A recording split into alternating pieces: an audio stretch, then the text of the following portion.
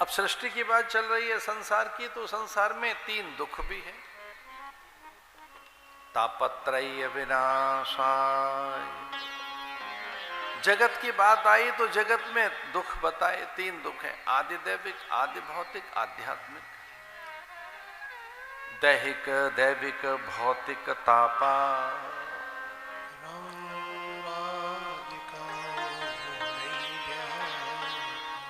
राम की कृपा से वो किसी को व्यापता नहीं है, माने उससे कोई व्यथित नहीं होता, उसके विनाशक हैं भगवान स्वयं। तापत्रय विनाशाय, अगर ताप है भी तो उसके विनाशक हैं वो। कथा के आरंभ में कृष्ण की बात है, वो राम ही है, नरसिंह ही है, वो ब्रह्म ही है।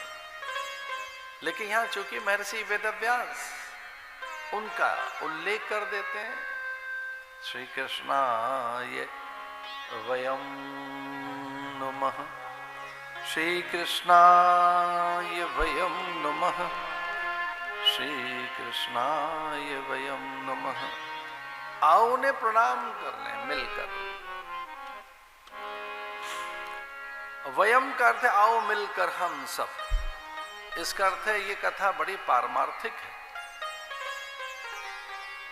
हिमालय में अकेले महर्षि वेदव्यास हैं, कोई है नहीं पास उनके, फिर भी वो कहते हैं आओ मिलकर प्रणाम कर लें,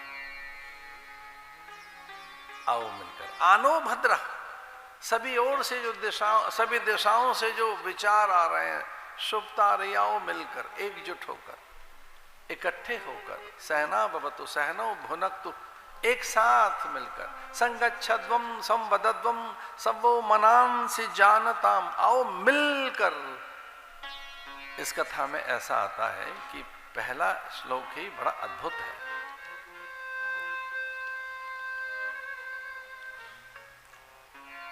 तो जितने ताप हैं वो उनके अनुग्रह से मिट जाते हैं। दुर्लभम त्रयमेव, जगत में 3 चीजें दुर्लभ बताई हैं। भगवान भाष्यकार कहते हैं कि 3 चीजें दुर्लभ हैं। मनुष्यत्वम, मुमुक्षुत्वम, महापुरुष संशय। और ये तीनों चीजें किसी एक से मिलती हैं, कोई एक है इनको देने वाला। देवानुग्रह हेतुकम।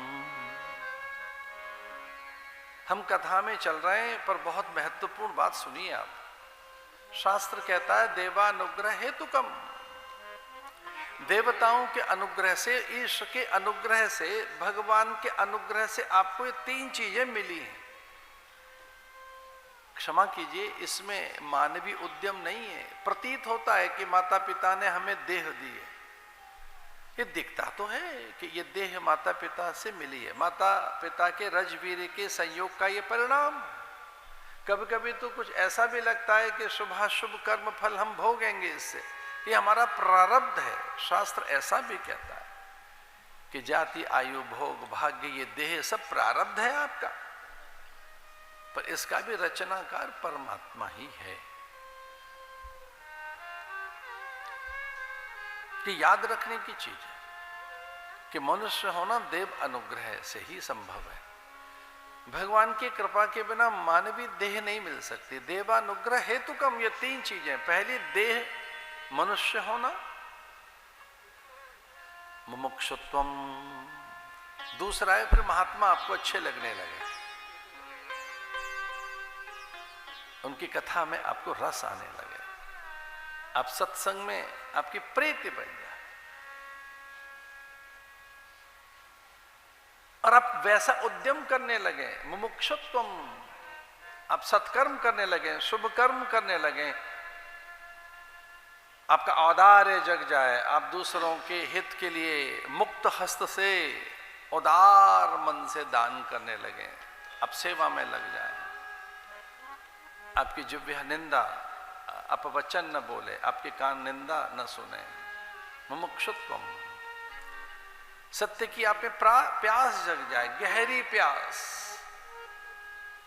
आपका कंठ रुध जाए, आंखें गीली होने लगे,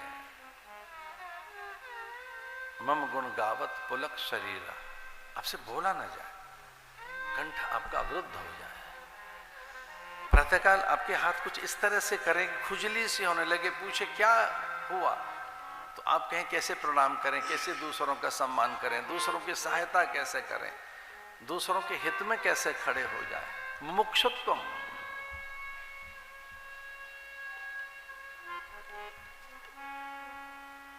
बाबुल वैद बुलाया, पकड़ दिखाई मेरी मोरी बांह। मीरा खुद लिखती है, हम नहीं बोल रहे। मूर्ख वैद मरम नहीं जाने।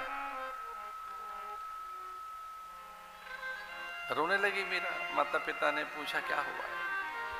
माँ ने कहा तो रोज रोती है, पहली बार देखा होगा आपने। पिता कैसे देखे, बेटी रो रही है।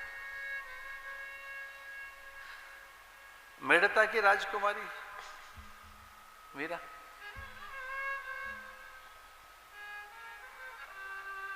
रोने लगी। अरे मैं तो प्रेम दीवानी, मेरा दर्द न जाने।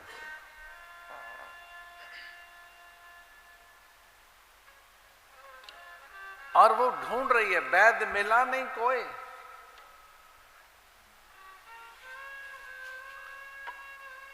राजवैद्य बुलाए, अनेक यत्न किए। वैद्य ने नाड़ी देखी, वैद्य ने असमर्थता व्यक्त की।